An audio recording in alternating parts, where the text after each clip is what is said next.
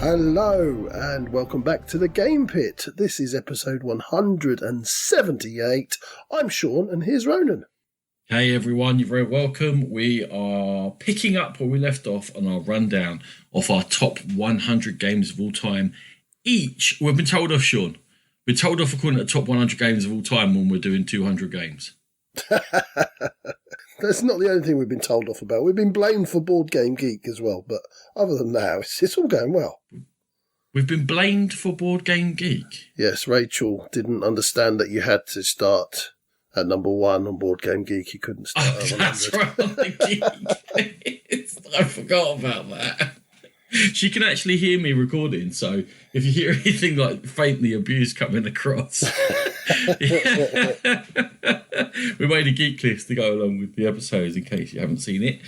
Go along and you can comment on there, but because it's number 1, listed for number 100, well, I got in a bit of trouble. I don't know what I can do about that. Reformat Board Game Geek, maybe. Sean, you excited for your 10? You'd better be. They're 10 of the best games ever, allegedly. 10 of the best games ever. I think I'm on shaky ground with a couple of them with you already. I'm looking at them, Ronan. Oh, I've got a couple that you really like and a lot that you don't. I'm going to kick off with one that I'm pretty sure hasn't made your top 100, although you do enjoy playing it.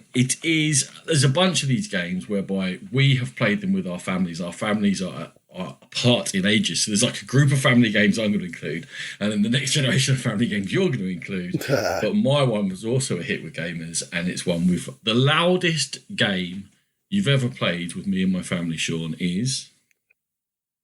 Ronan, it's on the tip of my tongue. It's not coming to my mind. Come on, tell me what it is.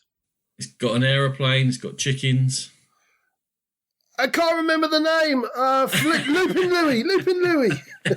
You got there. See, I just do the breadcrumbs and you'll find your way out eventually.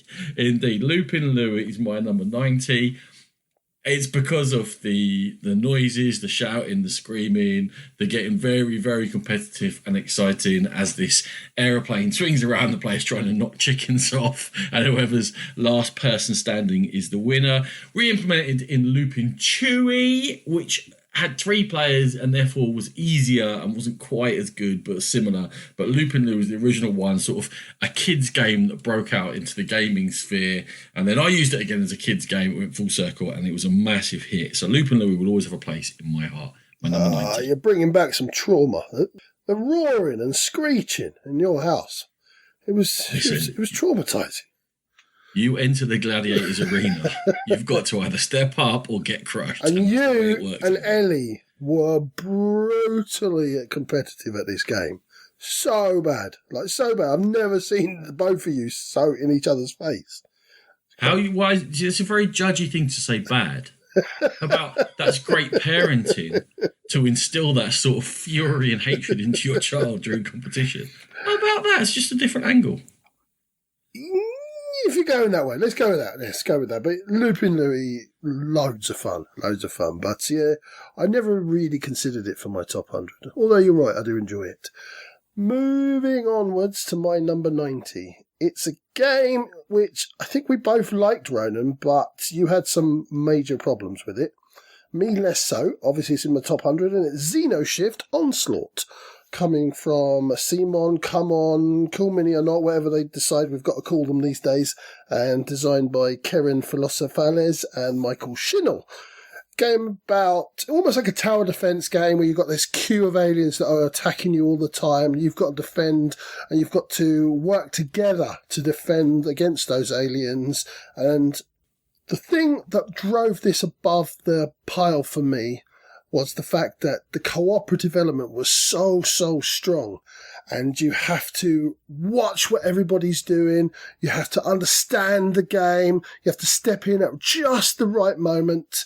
And I found it really thematic, really atmospheric, tough game that I always enjoyed playing, and I don't get to the table as much as I should do. It is not in my top 100. I do think it's a strong choice. The major setback for it, and I agree with you, the gameplay is fantastic, the cooperative nature, the fact that you can equip each other's lines, you create a line of defence if you like, And you expect the front line to take most of the attacks, but then there's clever enemies that might jump to the back or switch things around on you. But you can actually help arm each other. So you might get like an armor expert, a weapons expert, a medical expert, but you can play cards on each other's. And all of that is brilliant. The only holdback on Xeno Shift is the game length. Because if you go 3 or 4 player, you are talking 4 hours to get a game in. That might be on the extreme end, but it's not far off. It takes a long time to play because of that depth of play. And that is probably the only thing that holds it back. But as a gaming experience, if I can get people who are patient enough to go through that with me, it is fabulous, Sean. There was also that problem with the components. There was a few component issues, wasn't there? That the cards didn't fit on the tray that you had to slide your cards along and things like that. But yeah, the tokens are really cheap looking. That's like right. A mass market game sort of standard, especially coming from this company. Mm-hmm. We expect the best of the best, but the artwork's amazing. The theming's great. The expansions add different ideas to it. It's really a fantastic system. Cool. You're number 89, Ronan. You're not going to be happy, right? So I feel like getting all your complaints out of the way for you, but then you'll have nothing left to say. But Martin Wallace has a reputation from 15 years ago of being a very tight designer when he was surrounded by good playtesters. What to me now, he's much more mercurial. He's an auteur. He comes up with ideas and they're not necessarily play tested as they should be, but he still comes out with nuggets of genius. And one of the ones, and I've just got the big box expansion coming from Kickstarter, is Australia, which has got a slight Cthulhu theme. It's playing on from a study in Emerald where the great old ones from Lovecraft and all that have been driven back, and the only place they're left is Australia now. And now humanity are going to start settling around the coast and leading the fight back. It's got the time management system whereby you choose how far you want to go with each of your actions. So you can end up taking a big turn, but then waiting a while to take your next turn. You're looking to create different units, which you'll be able to fight in different ways. You're looking to farm the land to create resources. And then there are these levels of older ones which are going to wake up, and some of them might start actually rampaging across the land, and you're going to have to face them off. But it's competitive. So there's an element of waking them up and hoping someone else kills them or gets smashed up by them before you kill them. There's also elements of kill stealing in there, which I know really annoys people, because if there's a huge one to be killed, if you've even got 1 hit on it, you're going to get as many points out of it as someone who's put 19 hits on it. It's got these very sneaky combative elements alongside Euro elements, alongside thematic elements, alongside slight wonks in difficulty and how lucky different people are. It is certainly not for everyone, but it is a game that I thoroughly enjoy every time setting it up and going, right, how is this going to unfold? We said before about the chances of a game like this working. To me, this works well often enough that it's hit as my number 89, and it is Australia, Sean. Cue rant. No, it's not much of a rant. I was actually, weirdly enough, because my whole household is down with COVID at the moment, and my youngest was up through the night. So while I was waiting for him to fall back to sleep, I stuck on my phone and I watched a video from the Dice Tower that I've been waiting, pushed to the back of my mind, and I've been sort of thinking, I'll watch that one day. And I finally watched it. Cut a long story short, it was Trey Parker from South Park's top 10 games of all time. And he had Australia in there. It was like number 5, I think, of his top 10 of all time. I mean, we're going to talk about some of the funniest, charmingest people in the whole world. I mean, we all choose Australia, obviously. Yes, dear. And he was sort of waxing lyrical about why it was such a great game. Mike DeLisio was right alongside him, and I was like, why? I can't remember exactly why I hate this game. Then you've just brought up some of it, the kill stealing. I'm not a massive fan of the mechanism in where you sort of push far ahead and jump on the turn order, but you might have to wait 2 or 3 goes depending on how far ahead you pushed. That seemed to me more punishing than in other games. Now, that might be just me, and might be the way the game's set up, because it is quite a sneaky, tactical game. Maybe that was frustrating me already. And I remember the combat system being a bit sort of pedestrian and flipping over card after card and becoming quite boring. You're and wrong. repetitive. You've always been wrong about that combat system. I I can see why you don't like time, though. I can see why you don't like the sneakiness. I can see why you don't like someone forging ahead and waking things up and you get punished for it. The combat system is really good. It's like dice, but better. It's better balanced. But it's boring. You're flipping over the same bunch of cards. It's the same as rolling a dice. It's like there can only be 6 results here. Dice is over quickly. You're not turning over 93 cards. It's the same as rolling a dice 6 times. You're flipping 6 cards. And each of them has an impact, and then you're making a decision after that whether to get out or not. You're a lunatic. Anyway, you're a lunatic. We're not going to agree on it. Anyway, I didn't particularly like it. I see why others do, but Ronan, you're wrong. And in the big box, there's now a co-op module. Would that entice you back to the land of Oz? Yes. I thought it might. That's why I think there's enough in there for me that would, make it a bit more appealing. Definitely. I'll try that. If you care to get it out. I shall. Oh, good man. Moving on. And this was another one that I think Ronan didn't have the love that I have for, and it's QE from Board Game Tables and Gavin Birnbaum. QE is a very loosely structured auction game where your corporation's trying to restructure the world or something. Very loosey-goosey theme on there. The beauty is you can bid whatever amount you wish to do. You can bid 10 billion or you can bid £2 or $2. And that's the way the game's going to flow. Somebody's going to set up the rough outline of where the opening bid should be, and then everyone's going to bid. And you might win every single bid in the game by bidding stupid money. And the kicker is that if you have bid the most money at the end, you don't get anything. You lose all your points and all that you've made throughout the game, and the person in second place does. So you've got to read the table, social deduction as much as a bidding game. And I just love the table chat and the sort of, as I said, we're trying to read that table and passing silly messages to each other. I just think it's a fun, clever auction bidding mechanism type game. And I really like QE. It was ruined by hype for me. I think it's fair enough. I did build it up quite a lot. Everyone did, though. Everyone did. Oh, it's amazing. You can bid 20 trillion. And someone was talking about it the other day. I was on Dice Tower News this week where they were saying, and this was recorded a couple of weeks ago, everyone, by the way, so not this week, but some weeks ago. And they were saying, because there's an expansion coming for it. And they were like getting into, I was in a game where we started bidding and it was put into factors. So it was 13 by 10 to a factor 9 or whatever it might be. That doesn't make something fun. People writing down big numbers doesn't make... I wish I could play in a game with QE where people were doing it in single figures. That would be more fun to me because I'd have more to go on. As soon as someone comes in and goes 5 million, I'm like, oh, this is just a complete crap show. I just don't know. Whatever. Whoever makes the last bid is out because that's going to be bigger than all the other bids that have gone before. So there's like tension in the early rounds, and then all that tension's thrown away because someone bids 10 million and then it just takes off. So the early rounds meant nothing. You could have bid anything.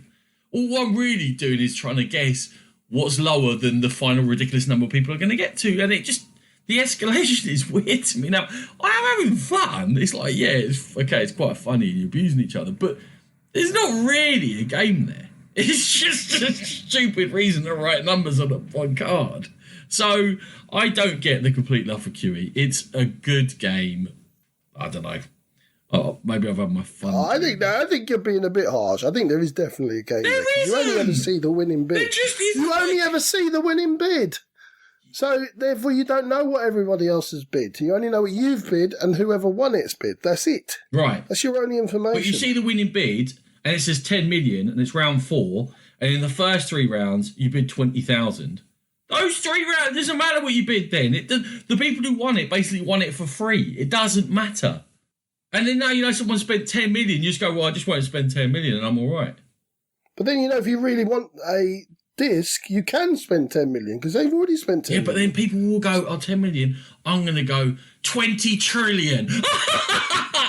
It's not funny. You just wiped out all the previous rounds. There should be limits. I think you've been playing with the wrong people. I think you've been playing with the wrong people. I've never had a game like that. What? Where someone looks at it and goes, right, I'm just going to up the bid ridiculously. Like, how much do your bids get to?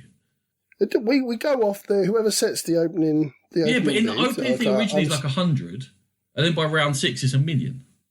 Honestly, I've never played. I played with Dan, Luke, and Matthew, and honestly, it was so tight. It was so tight. The person who was the highest, none of us thought they were going to be the highest at the end, and they were only a highest by like a few thousand. It was so tight. Everyone was really trying to read the table. Yeah, there was a bit of abuse going in, and if you didn't want a card, obviously you just call someone an idiot or something, or what, a lot worse, throw a few swear words onto the card and pass it to them so that the person can read it, but they can't tell everyone what was on it. So yeah, I didn't see any of that. That's why I thought it was such a clever game. I think it probably is group dependent though. Right. My number 88, I am on absolutely solid ground here. I know Sean's going to come along the ride for me, or the hop even, around the little kingdom of bunnies. Bunny Kingdom, Yay! Card drafting game in which you are going to be putting bunnies out onto a map, which is a grid, and you're looking to collect different resources and be able to build cities and match up areas of cities to resources for multipliers every round. You've also got end game scoring, which is across all different factors of where you are in terms of physically on the board, of what resources you control, of all different things, and the drafting makes it fantastic because you've got to consider what you're putting around the table, and in lower player counts, what you might get back, what other people don't want, so I can let that card go. And then also there's the slight element of combat it's not combat, of struggling for the same space on the board, but it's quite gentle as well. So it's a game in which you're thinking, you're scoring points, there's an element of luck, you're all sort of riding the wave together, so you're interacting, but it's quite gentle interaction, and it all comes together in a very pleasant gaming experience.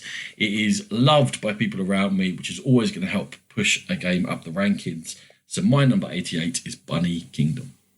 Yeah, it's just fun in the box, isn't it? I don't really care about the scoring anymore in Bunny Kingdom, because I think if you do get hung up on the score, you can get hosed by just bad card draw. If somebody picks those 3 spire castles all the time, then they're going to have more points than you, more likely at the end. There are things you can do, and their drafting helps, but it's just so funny to be able to pick a card and say, well, Ronan's desperate for D2. I've got D2. I'll have that. And just plonk your bunny in the middle of somebody else's chain and stuff like that. It's just a good experience, a good social experience, I find. Agreed. What's your 88, Sean? My number 88, I can't remember what you think about this one. It's To Court the King from Rio Grande Games, designed by Thomas Lehman. It's basically Yahtzee, isn't it? It's a spin-off on Yahtzee, where you're trying to build up through the king's court. You start off with like the peasants and the farmers, and you build up, and the game ends when somebody gets the king, and each of the cards are going to have a way to manipulate those dice and a different way to either bring in new dice or change what you've got already, and that's all there is to it. And I just find it a very streamlined, interesting game of Yahtzee. That's all I can really say about it, and I've always loved it from day one, and it's staying in my collection, and it's still in my top 100. Wow, you're selling that short by calling it a game of Yahtzee. You start with a limited number of dice and you build up your pool of dice, and you build up your ways you can manipulate your dice in order to build up your pool again, and the challenges are more difficult, but when you get there you get a better power, and you're trying to get it to when you got, it's something like, was it 8 6s or something like that to win the game, but you're building your own engine. I enjoyed it a lot, in fairness. It's a bit slight or samey even a tiny bit to be like a top game, but I'll very happily throw down a game of it. Re-implemented, overpriced and ruined by Favour of the Pharaoh. I was going to get to Favour of the Pharaoh. It was overwrought, wasn't it, Favour of the Pharaoh? Just too much of the same. It should be a small box game, and that's what you should set the expectations to. And trying to turn it into this like grandiose experience is not going to work. It is a quick little dice manipulator, which you can get done in 30 minutes. And on that ground, it is a good game, Sean. It's a good choice. Yay! What's your number 87, Ronan? It is Theseus Dark Orbit, which is a weird little portal game, which never really took off, but must have sold some because they kept making expansions for it. It's a space station. The space station is in effect a rondel, and you are moving. You've got multiple units, and your different factions, different thematic factions. So you might be the automated space station, or you might be aliens, or marines, or robots, and there's various different ones again with the expansions. And you've got a number of units, and you're choosing how far to move one of your units to end up in an action space. But they're not just action spaces, because you can set traps in a space and try and capture people in there, or you can set off attacks, and you are playing cards out to spaces around the board to change what each of these action spaces has done. And it doesn't feel like an action space. Like I'm drying it down here to try and explain it into this rondel, but it feels very much like a tactical battle. And people are also scoring points in different ways. So you might want to be setting up CCTV cameras in order to collect data, because you're a scientist, so collecting data is how you can win the game.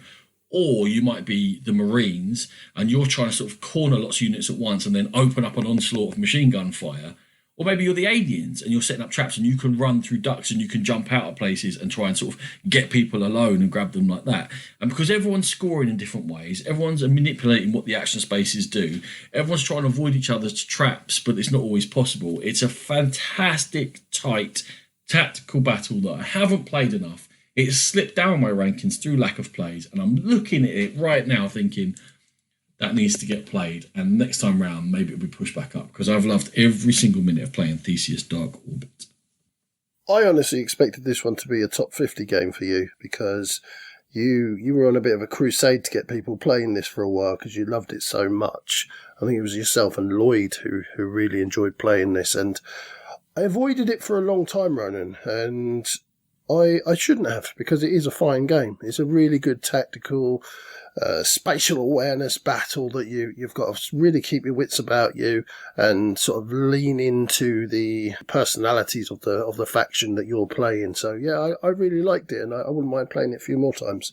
Fabulous. It's a good shout. Thank you very much. My number 87 is the first of one of my Cult of the New choices, because that's what I tend to do. I tend to love games when I first play them, and I get a few plays under my belt. And this one is one that Ronan hasn't played, because he keeps telling me to bring it down, and I haven't done so yet. It's Beyond the Sun from Rio Grande Games, designed by Dennis K. Chan. And essentially, it's a big tech tree that you're working your way through. I'm not going to go into too much detail, because I'm hoping we're going to review this when I finally do bring it down to Ronan. But yeah, you're working your way through this tech tree. It's a worker placement, and you're spinning off all the different techs that you're learning and making the best use of them to do better than the other players. It's based on you've got a civilization in space. Humanity has had to leave Earth, and it's trying to find a new home, and you're trying to establish better than the other players. And I've really enjoyed my 3 or 4 plays that I've got of this so far, and I'm actually really interested to actually eventually bring it down to Ronan to see what he thinks. I'm so conflicted on Beyond the Sun. There's so much wrong with it. It looks so boring, and the description does. The description is so boring. It's like, it's a tech tree game. All right, what else? No, that's it. It's a tech tree. That's it. It's tech tree. He's very clever. It is terrible looking. It's awful. And overpriced. Yeah, at the moment for sure. But that's the Rio Grande thing, isn't it? They don't print enough copies. I think that just their MSRP is overpriced. I don't know whether they print enough copies or not, but just for sale. Oh, is it? Oh, okay. They always overprice their games. Well, all right, I don't make games, but it seems like it's overpriced. And it's so unappealing, and yet so many people love it. And I keep just hearing positive things about it all the time. That's why I'm glad you bought it, not me. And you need to bring it down, because I'm gagging for a game. I need to make my mind up about it. Fair enough, definitely. I shall do so soon. Your number 86, Ronan. My number 86 has recently been repackaged and brought back out again with the hard-to-get expansions, and it's Russian Railroads. It is a worker placement game in which you are building up an engine. And in the first round, you're going to score about 7 points, because you've gathered some things, you lay tracks down on different tracks, depending on what sort of map you're using. You're grabbing some special powers with personalities, and you're like, great, I've scored 7 points. At the end of the game, you'll have 300 or 400 points. But what you've done is put the foundations in place. And in round 2, you'll score 20 points. And in round 3, you'll score 40 points. And it is like a steam engine slowly gathering power and building up. But what it does well is that just because you're not scoring points in those first rounds, unlike QE, it doesn't feel like they're throwaway. Because if you don't set them up well and you don't forge your path and you don't not very clear on how you're going to unlock extra things and push yourself along, whether you're going for the cheap route or the more expensive route, and you're gathering the right things you need to do, it won't all come together. So it's a constant brain burn. It's got the best thing about worker placement. Other people choose your space and you're like, I really needed that spot. Well, then you should have prioritized it and you didn't, and you chose something else. And so you're trying to work out what other people want to do as well, because it's always painful. But once you get going and once you really start unlocking things and getting your stars unlocked and your different types of rails, you really start feeling like you've achieved something and you're powerful and you're a genius. And you're probably not, but at least it makes you feel like that a little while.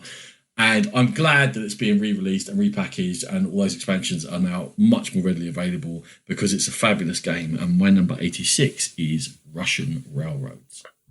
I can't remember why, but I do know you're wrong, because I remember not liking this game at all, but it's been so long that I just can't remember why I don't like it. I remember being hosed at London On Board a couple of times playing this, and that probably fed into it a little bit, but I'll have to come back to you with that, because I can't remember why I don't like it. This is one of those games, and this story doesn't make me sound good, but never mind, I'll throw it out. It's one of those games where I say to people, and they go, I hate that game, it's awful. I'm like, oh, really? Who taught you? And they'll like, this person, that person, I'm like, just let me teach you again. And then they're like, oh, that's how it works. Oh, I should have been doing that, because you need a little bit of a nudge in the right direction. If you're teaching these games to win and you're like, here's the basic mechanisms, I'm going to score 400 points, you're going to score 70 points. Who's having fun? It's one of the games where you have to say, okay, this will change to this and this will change to that, and there's some things, and I'm not telling you how to play, but I'm telling you these are some things you have to consider, which won't become apparent until rounds 4, 5, 6. So I've wasted an hour of your life if I haven't told you that. So here you go. Here's just some things to consider, and then you can start deciding what you want to do. And you have to teach this like that. And it's one of the games that people have been put off because they've had a miserable first game of it. And it's a shame. It's hard to grok. It does take a game to fully go, all right. And then 10 games, and you're still going, oh, I could have done that better. If I put that down and got that star and unlocked this, and that would have worked better. And that's why I love it, because you can continually feel like you're getting better and better at it. So I'm sorry you didn't like it.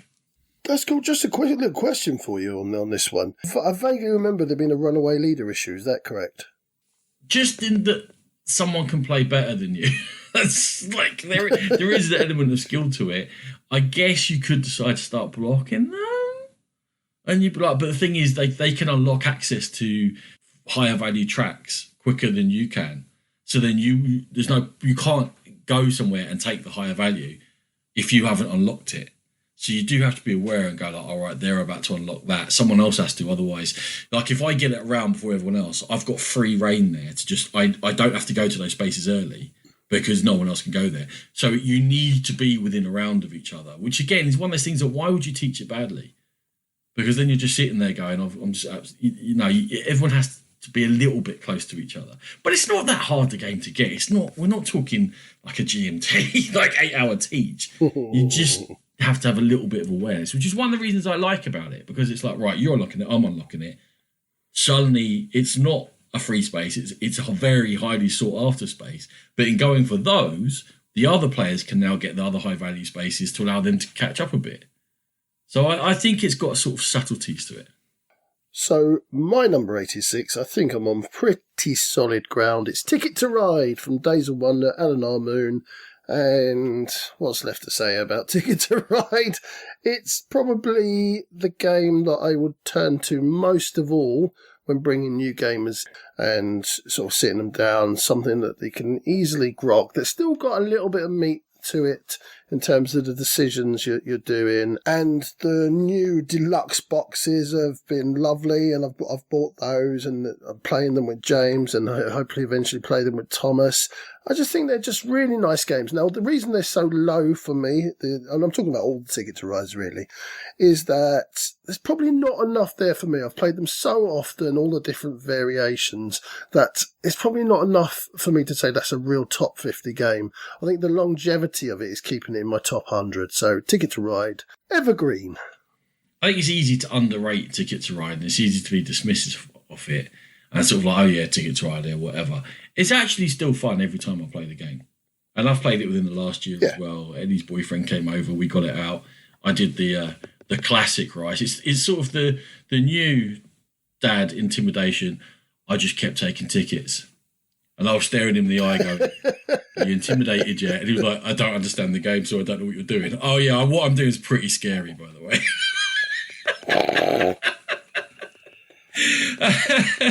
I've got issues. I'm perfectly with it. And at the end of the day, I absolutely creamed everyone because a load of those tickets very luckily fell into my lap. So we had a memorable game of it. We all had a good laugh about that the other day. Did you sit in the corner polishing a sword saying over the class? No, that's what I'm saying. Like, you can't act like that. Reasonable, but you can maybe take a lot of tickets and be like, "Yeah, I'm daring. I can do this. I'm pretty wild." You know, I wouldn't behave like that. How dare you? I like Ticket to Ride. It's not made my top 100 because I've never loved it as much as you have, but it will never also drop out of my top 200 because I enjoy every single game of it. So, good choice. Very good. Number 85. I feel like I'm just out to upset you this time round because it's like my third game that you don't like. I'm getting to ones you like. Okay, the second half or last four, you like them all. Well, my next one I know you love. So okay, I'm good. On solid ground. So let's just get past this quick. Quartermaster General is a fan. I don't hate it. Do you not? No, I quite like. I bought it off the place that we had. Oh, okay. Clearly, it's someone else that I've been playing games with. I think it's a tiny bit Marmite. Or generally, people didn't love it as much as I loved it. It wouldn't be in their top 100. It's my number 85. It is the World War II game in which ideally you should have 6 players, and each player is playing as one of the powers. You've got 3 Axis and 3 allies. It is very, compared to most World War II games, it is very accessible.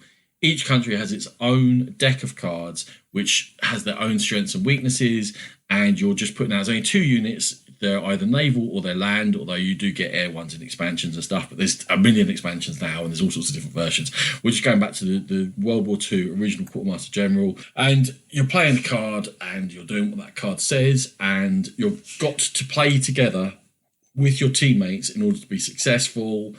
There are swings, there are special events, you can have reactions to things going on, so you sort of almost set up plans, and each of the different powers has got its own things that it must be aware of and its own sort of responsibilities within the team play. You can't plan too long term because if one of the sides gets too much of a lead, they've won automatically. So you're aware of what everyone's doing, everyone's making their own choices, everyone feels individual, and yet it's a cohesion as a team effort. And for how simple it was and how easy it was to teach, and despite the fact that individual decks of cards, there's certain rules that go through them all so that you can learn the deck. It doesn't take forever to learn what your deck does. So you feel like you're part of the game immediately and making decisions. I just think it's a fantastic, and Sean, it's almost a banned word, but I'm going to pop it out here. Like, I'm going to give myself once every 10 games, I'm allowed to use the word elegant. And Quartermaster General takes World War II and does a very elegant job of simulating it for 6 players. Or fewer, but 6 is best. Yeah, I think that's why I got rid of it. It's because it doesn't play very well at sort of 2 or 3. That's why it's not in my collection. But yeah, it was a very, very interesting game. And the thing that I loved about it is the way that the war sort of played out very similar, but then there'd be these distinct moments where somebody go off on a tangent and do something completely out of left field, and they'd be, cool, you'd like turn the tide. And you have those moments. It's one of those games where you do have those moments where you talk about maybe the day after, I remember when you did that as Italy, you completely turned that game on its head. Yeah, it's got some flaws in that some of the factions or the countries are slightly more interesting to play than others. I found the Russians to be quite boring because they've got so many land units. You kind of knew what was coming, but then they played as you would expect the Russian faction to play. They're just hitting you with land after land unit and able to sort of almost throw troops away. Very thematic. So I felt it was a very thematic and fun experience. And it didn't outstay its welcome either, Ronan. So, yeah, good shout. Thank you very much. Your number 85. My number 85, I know it's a good shout because it's Cyclades or Cyclades from Matago, Bruno Catala, Ludovic Montblanc. We talked about it very recently. Just a really good, I suppose it's a battle game that's also a bidding game. Loads of different ways to win. It's always a tight experience. Throwing some of the expansions makes it even better. I'm not going to wax lyrical too long about it because we already did that. And Cyclades, cracking game. Yeah, I've heard of it. Have you now? Mm. My number 84. My number 84, Sean. If I told you that I was going to mentally torture you with trees, what would you say? Arboretum? Yes, you would. It looks like such a nice, fun little card game. It looks like, I'll just collect some trees and put them out in a pretty pattern and score some points. No, Arboretum hates you. Arboretum very quickly takes you into a world of, I don't want to, I can't throw a card away, I don't know what to do, I don't know what And if you like difficult decisions, there's a whole lot of difficult decisions in a very short play time in whatever set of artwork you get. A beautiful looking game. It's just a distillation of what other games try to achieve. It does it with a very small box in a short play time, and just every single round is agonizing. You are helping someone else or you are hindering yourself, and there's nothing you can do about it. So get on with it. It's brilliant. Arboretum, Sean, my number 84. Yeah, a really strong game. I didn't love it straight away. I think the first time we played, I think it might have been a little bit too brutal for me, but I soon found the love for it. And as you said, those decisions, just even what cards you put away, you throw away, it's just so difficult to, I don't want this card, but I know he does. Help! Yeah, very good. Very good choice. Thanks, man. Thanks. See, I'm being nice to you. My number 84. Hold on. Australia. Actually, that's the only one you've hated. There you go. Well, you are being nice to me. Carry on. I am being nice to you. My number 84 was something that we both used to absolutely adore. I still do. I'm not sure about Ronan. It's Kingsburg from Strata Libri. Andrea Chiavezio and Luca Lenarco designed it. Oh, how many times have we talked about this game over the years, Ronan? So, Kingsburg, you're building up your tableau of buildings and you're gathering resources to do that, and you're fighting off hordes at the end of each round. All done by rolling dice and putting them onto workers based on the scores that you get on your dice. And it's a very accessible, almost like a welcoming gateway game, and something that James is already playing, so that's probably why it's still loved by me and still in my top 100. I think maybe once James and Thomas are too old to really be enjoying it any further, I think it might slip out, but for the moment, Kingsburg is still in there. I still think it's a very good game. Like, I still admire it for what it was, and I haven't played it now in 10 years, Sean. My last log play was 10 years ago. And this is how I also know. You kind of broke it, didn't you? If I remember correctly, you kind of knew exactly how to win the game, and that's kind of what ruined it for you. Sorry, I'm putting words into your mouth. No, carry on. It's all right. I'll take 5 minutes off. Yeah, yeah. I played it. I've only got 5 log plays, which shows I didn't log plays at the beginning because this is one of the first games I bought. And as soon as the expansion was available, I had to get it because I played Kingsburg so much and I knew the route to go down. Although you have to adjust to the dice, you're still sort of going down a certain route. And then the expansion was cool. It mixed it up. But then obviously for trying to find players who want to play a game that's a welcoming game with the expansion to add a bit more to it is quite difficult because generally you're trying to play with new players. So I've just played it to death is the short thing of what I'm saying. I've still kept it quite highly rated. It would have been probably in the top 200 because I played it so much. Also, I loved it. I just fell slightly out of love with it. But it's been 10 years. And I can still remember exactly how to play that game. That's how much is burned into my conscience. So a good choice, Sean. I do like Kingsburg. I've got a lot of fondness for it. Lovely. Moving on. So I was at a party last night, Sean. Well, you know. Yeah. But it wasn't the best party I've ever been at. There was something lacking. What was lacking, Ron? An aquasphere. Oh, what an aquasphere! I love a party with a happy aquasphere. Roll out the old joke, shall we? I know this is coming up later on, sure. I presume it is anyway. It's peak Stefan Feld, right when he's going from here's a few things to juggle into here's a billion things to juggle, and he went over the top of the hill for me. Not that he's over the hill, but for my gaming taste, Aquasphere is right there on the teetering edge of there's a hell of a lot going on. But I never feel like you're just doing things to do things, and I don't feel like I'm just jumping through hoops, although I am jumping through hoops. But I feel like there's sort of a reason for it. And what I'm doing is I'm programming robots, which limits my action choice each turn, and then I'm managing time in order to run round this underwater station and deal with octopods that are building up too many of them, and I'm trying to get upgrades going on, and I'm scoring points, but it always is at the manageable level where every decision I make actually matters, and I'm not making 20 small decisions to get something done. Every single decision gets something done. Although I can understand some people, it being too far that way for some people, and going, God, there's a lot going on here. It is absolutely a headache in a box. It is hard work to try and work out. And then what's aggravating is you think you're doing okay, and then you get a really good player, and they're there just taking 28 actions after you are. 3 actions after you've gone. It feels like 28 because you're not doing that many actions in the game. You look at them going, wow, you're a lot better at this than I am. That's disheartening. But this is the exact pinnacle of mechanisms and challenge for me. And you go any further and you start sliding down the hill. And I just used the word hill twice. It's a hilly Euro, Sean, but they're underwater hills. It's a hilly Euro, is it? They're underwater hills. They're like volcanic vents, and there's life forms. Oh, yeah. Okay, the water gets hot, so don't get too close to it because you're scalded. So come back here to where Aquasphere is, and that's where I'm happy. You're an idiot. Anyway, it's beauty. Apart from everything that you said, I completely agree.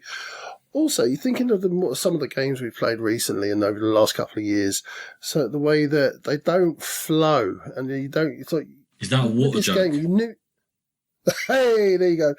This game, although it was hard to do well at, you understood what you had to do, and there was no problem with iconography or no problem, even though it was quite fiddly at point. There was none of that you were talking about maybe in Golem, when I find it really fiddly and I'm forgetting to do things. I found the flow in this game was really clever. That was exactly the game I was thinking about.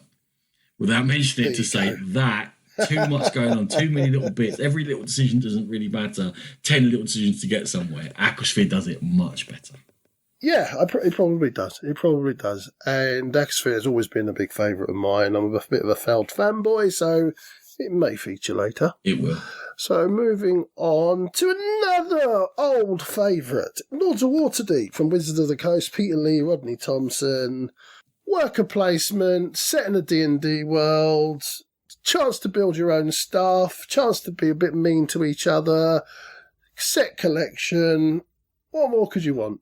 Does everything it says on the box and then a little bit more.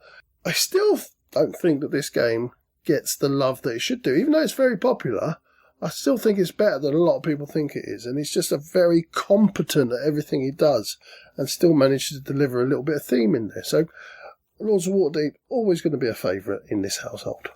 And in this household, and you're going to hear about it shortly in this list, but not in this episode. And I'm a bit surprised that I've got it higher up than you have.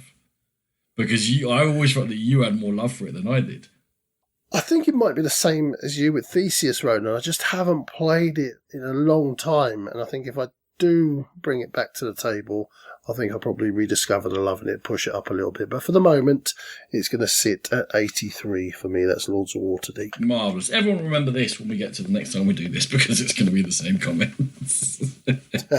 My 82 is a 2-player card game classic, which still gets to the table. I have played it so many dozens and dozens of times, and yet still, at least once a year, I'll have a little burst of a month of going, oh, do you know what? Let's play some Lost Cities. It's Reiner Knizia, it's cards, they've got different number values, there's 5 different colours of them, which are expeditions to different areas of the world, and you start off expeditions by laying out, you're trying to get ascending chains of cards, but a bit like Arboretum, you either play a card from your hand or you put it on one of the 5 discard piles.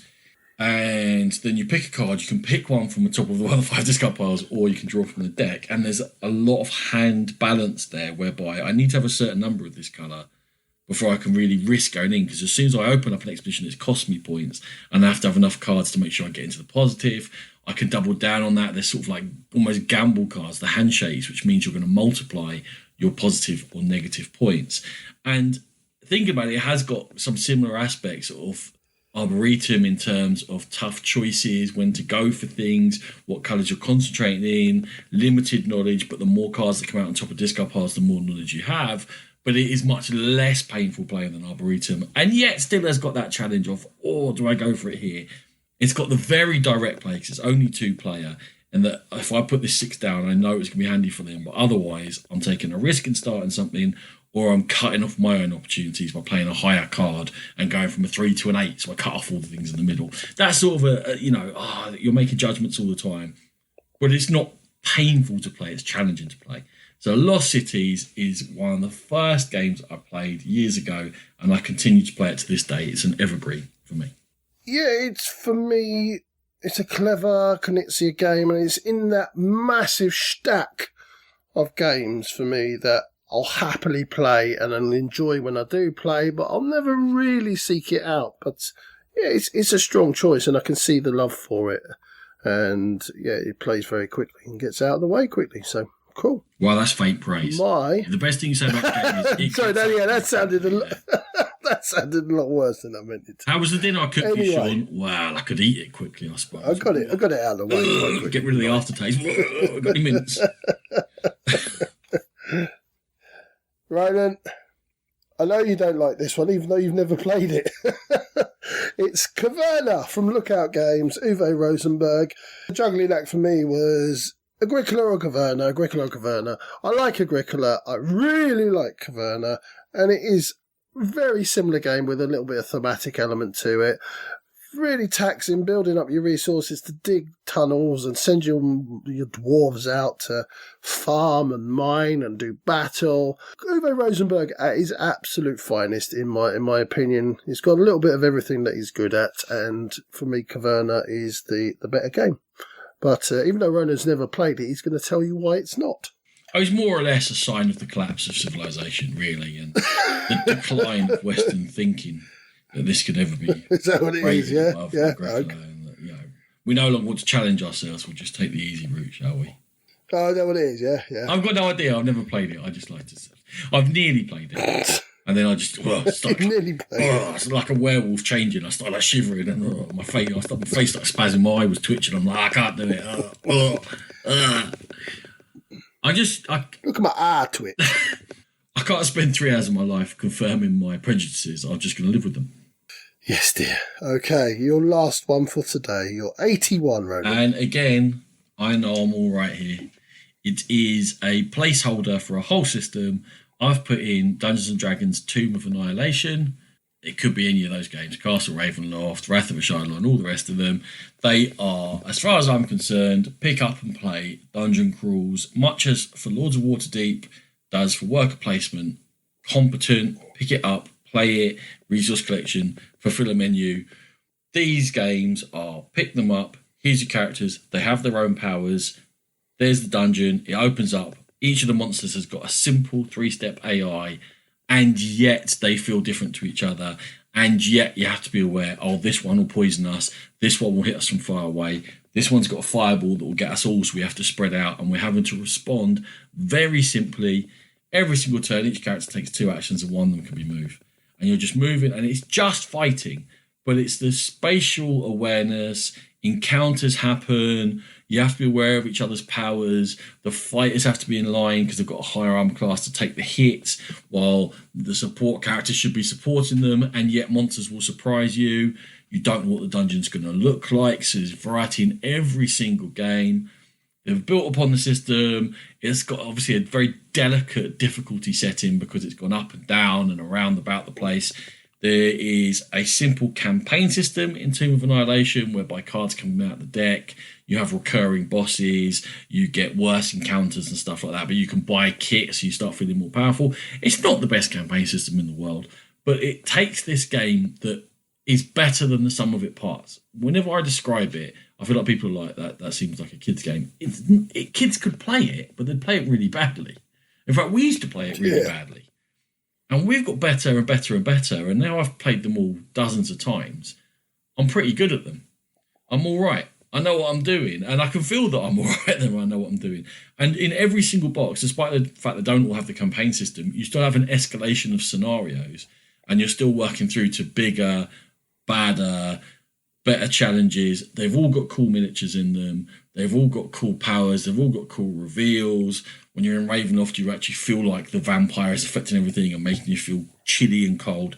Tomb of Annihilation, you start off in the jungle area and you feel like you get attacked by certain things, and you move on into the actual tomb, and then other monsters come in. So it's actually incredibly varied within a very simple system. And the secret, I think, is that AI for the monsters, where you're just looking at it and going, is that the case? No. Is that the case? Yes. This is what it does. Brilliant. Got it.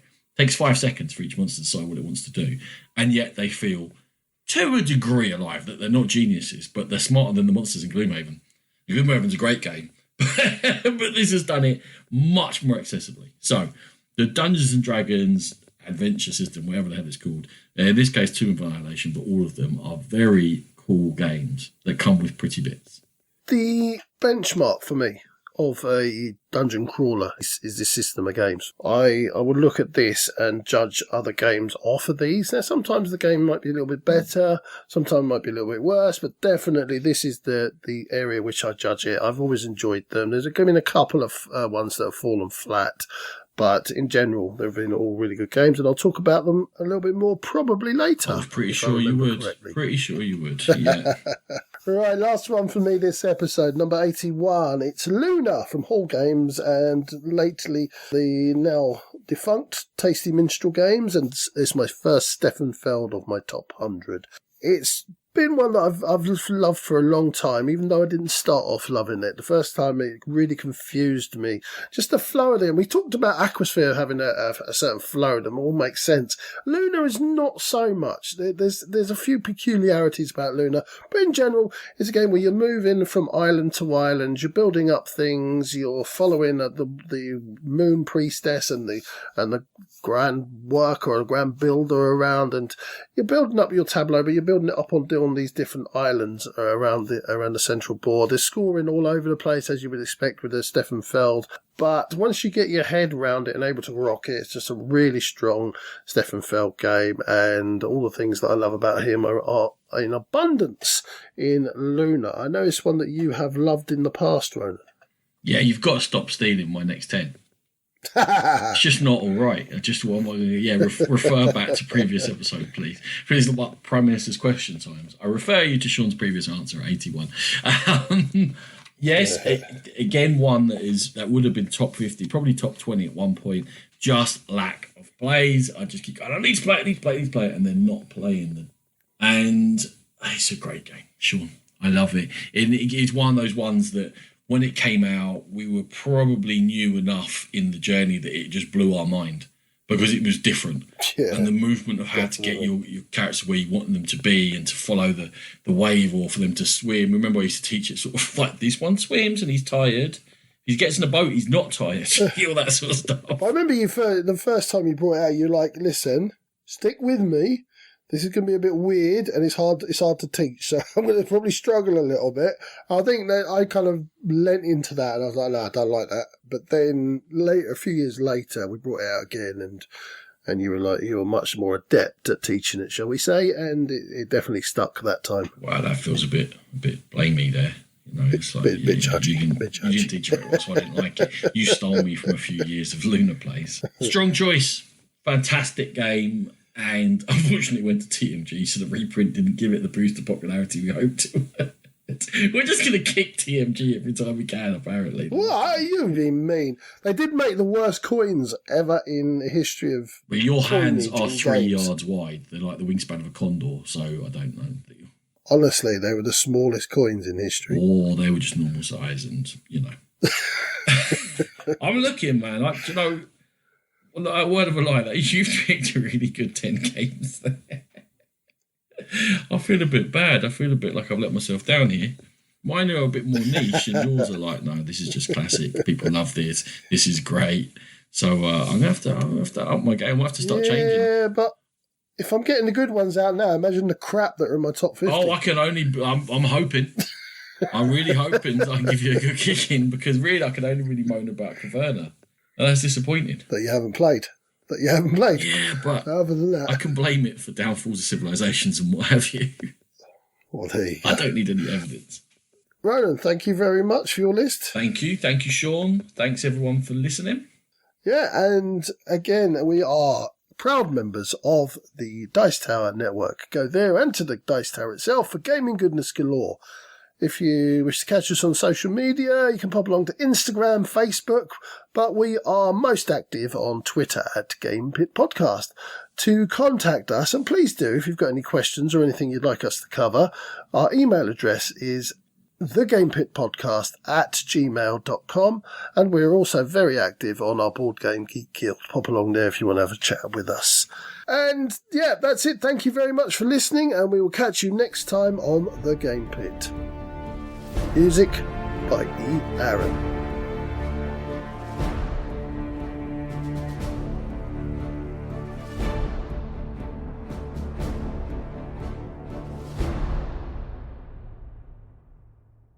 Dwarf bothering boy. 5, 4, 3, 2, 1, boy.